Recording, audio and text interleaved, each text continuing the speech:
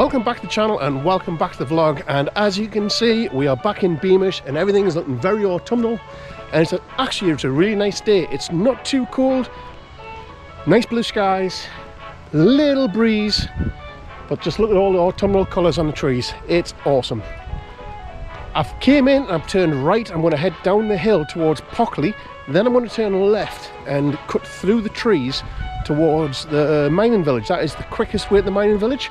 You can turn left and walk all the way around that way, then turn right again, but this is a little shortcut. It's counterintuitive because everybody knows the mining village is to the left, but this is the little shortcut. Anywho, I'm here because I've been told that the mine is open. Now, when I rang up, they said it depends if there's staff there to take you down. Fingers crossed there is, because that is the only reason why I've came. So yeah, come with me. Fingers crossed we're going to go down the mine. Yeah, let's go.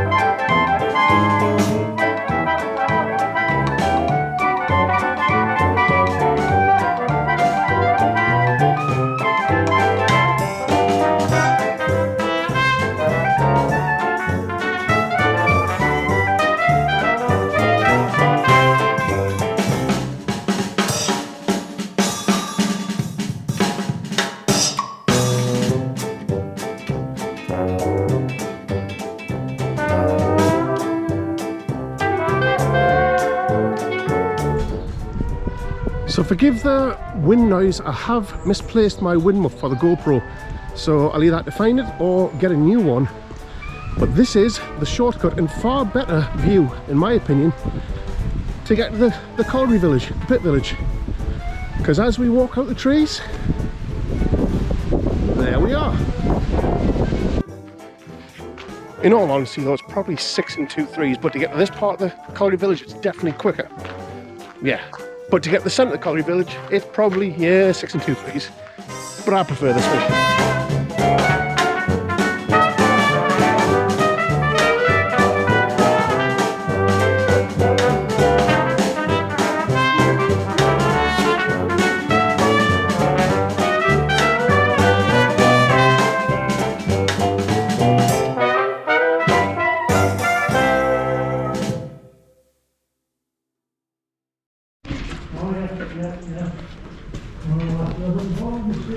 And here we go down the pit.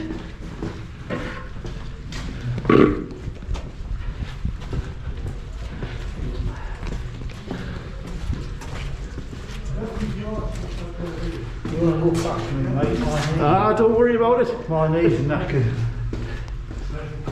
You're in the worst place for that. Okay?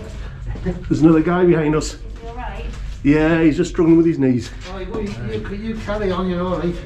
Right. So yeah, in this little bit, that machine there, Cisco coal cutter came up in 1906. Right? Started mechanisation in the mines at that time. Not very impressive looking, but it was a very, very efficient piece of kit at the time. It's driven by compressed air, and obviously that was piped down from the service to make it operate. Basically what it is, it's like a windy pick, and if you don't know what a windy pick is, it's the same sort of thing that you'd see the roadmen use the Daniels. Yeah. Oh yeah. Basically that's what that is, but obviously it's on its side. The chap would sit behind it, he'd work the handle, wind the hammer forward, dig into the coal seam, and the other handle would sweep from side to side, and they would undercut the coal seams and take a slot out about 10 inches high, maybe something like that, deep into the coal. Then they would drill the coal and they'd shot blast it, and with a gap, you'd get the coal to drop out. That's what it was actually focused. They didn't undercut it, they couldn't get it blow out, and that's how it actually did. So it's not very impressive to look at, but at the time, very, very efficient piece of kit. Yeah. Come on, we'll go next week. Just a little bit around that boat, a little bit on the event, and the board a little bit more. Yeah.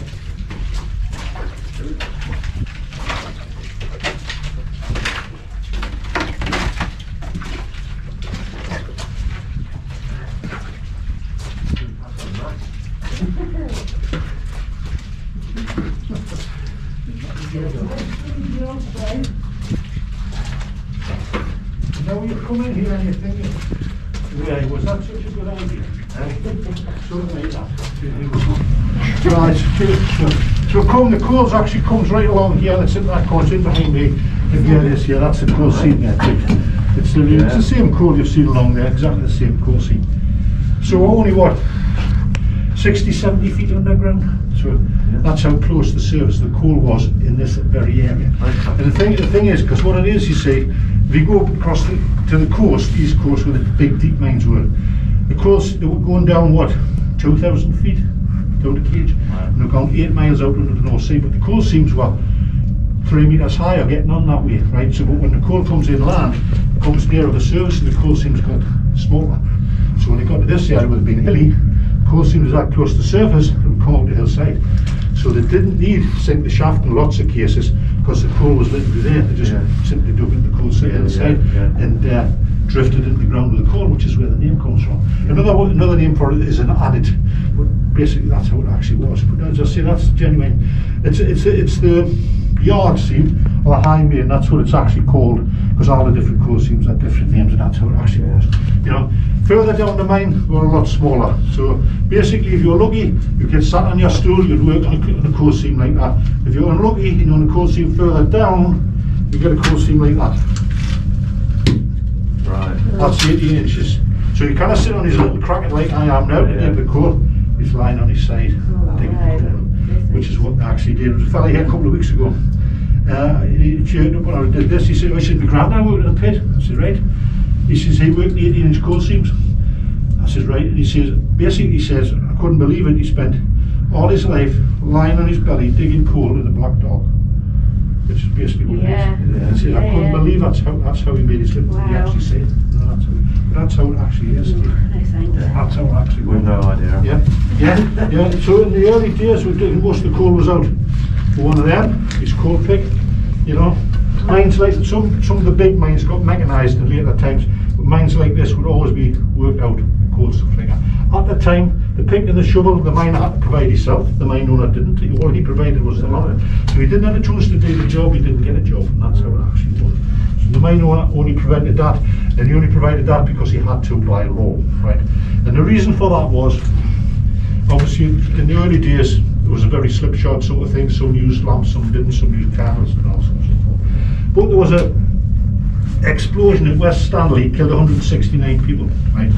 And the reason was blamed on an illegal lamp being underground, right? So basically, it came down that they didn't know how many people was underground, they didn't know how many lamps was underground. Basically, that's what it came down to. So a law was fetched out which stated that you had to use a proper locked safety lamp to work underground with the safety, with the token system, so they knew exactly who was in the mine and how many lamps was underground. But it took the disaster what actually happened, and that's how it actually works. So that's how that actually came about. Otherwise, it wouldn't have done. That's how the mines worked at that time. They would just plod on until something massively horrendous happened, and then they would have done it, and that's how it actually worked. It would be filling tubs like that by hand with a pick and shovel like this. They would get 6pence a tub, or 2.5 pence.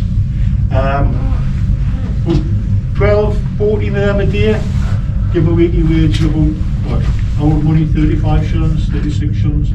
Today that would be somewhere in the region of 350, somewhere between 350 and 400 pounds, which is not a bad wage, but it's not a massive wage at the same time.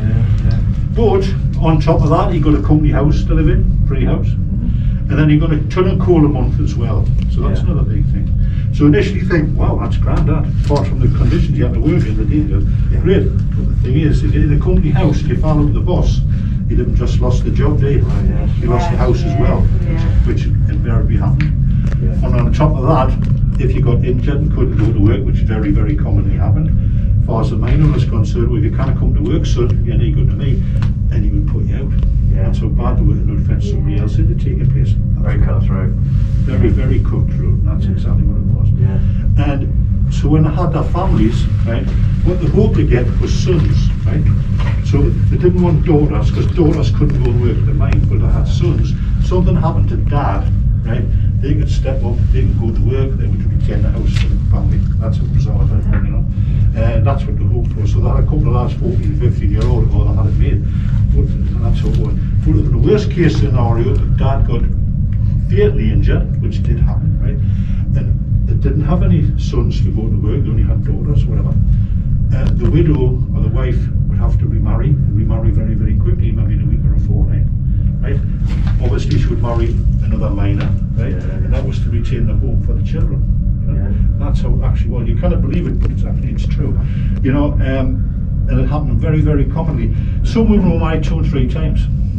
So you weren't marrying for love, you were marrying for bare necessity, and that's how you describe it. That's exactly what it was. You can't, in this day and age, you can't understand it, how things were. That's how it actually was at that period of time. So about secure the future. So, you know, so that's it. And then, so they would have the bands out to school at 13 if they had sons to come to the pit to keep the house. You know, that's how it actually was. But as I say, we're working by the light of this thing, the safety lamp.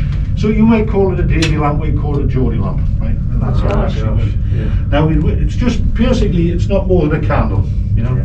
But obviously it's a lot safer because candles and things like that caused all the explosion. You would work by 8 hours a day on the coal face, right?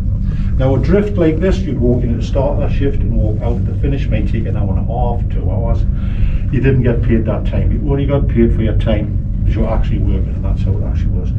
8 hours on the coal face, and they were doing 6 days a week at that time. They only had Sunday off.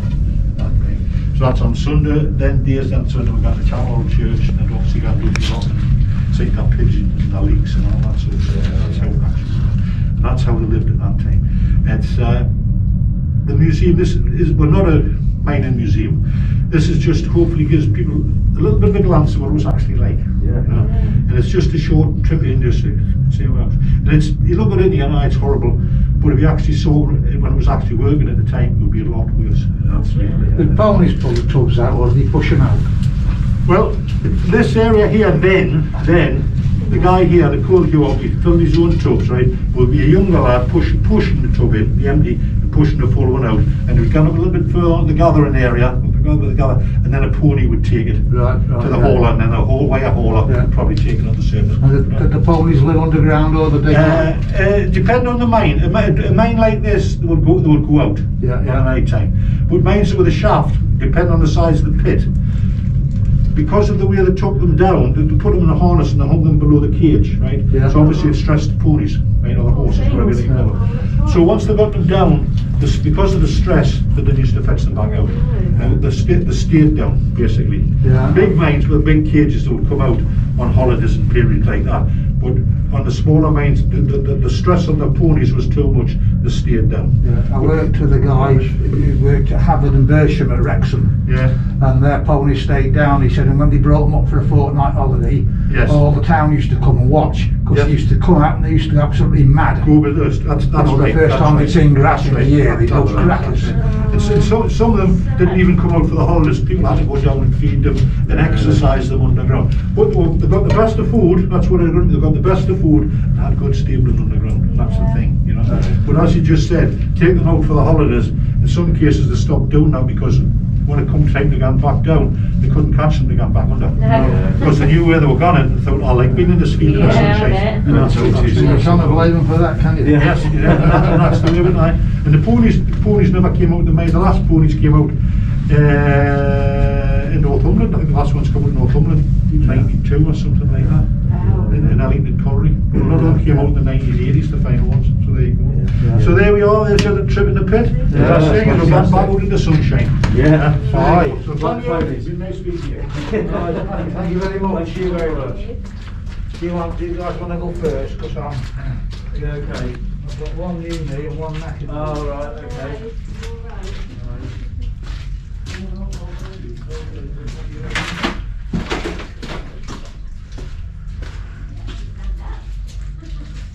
This bit.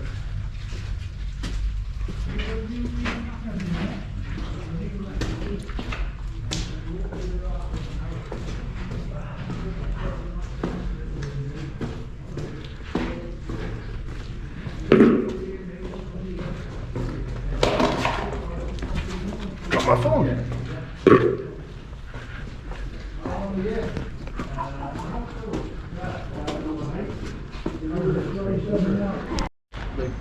Beamish now, we've got to do it. Because each company can make their own roads as well. Yeah? So there you have it, that was Beamish Drift Mine. I'm going to head down to the old town now and check on the progress of the 1950s town.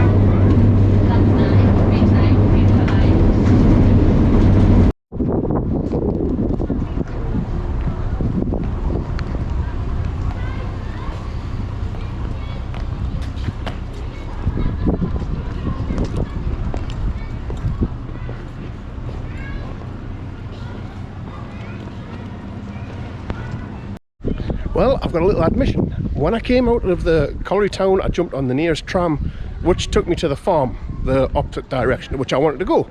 So then I jumped on a bus to come back down here. Yay. So I'm going to go and check on the 1950s street, because they've pulled down some of the construction walls, so it's easier to have a look at. So if you remember before, all we had were these little peepholes to look through. Now that the construction wall's down, here we've got fences, but you can see through those. This is the 1940s town, or 1950s town, or 1950s street. I'm not sure how they're going to call it, but you will be able to come here and get a haircut. There'll be a fish and chip shop. Yeah, I think it's going to be pretty good. There's also going to be another farm, so the 1950s town farm. But yeah, lots more added to the museum. Also goes up around the corner that way, where there's a street of houses.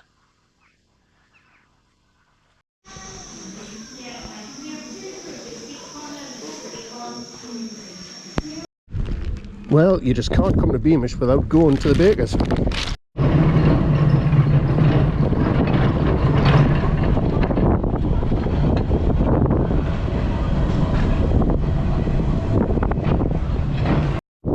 And seeing as that was the tram I needed to go back to the exit, it looks like I'm walking. Good times, good times. About 20 minutes.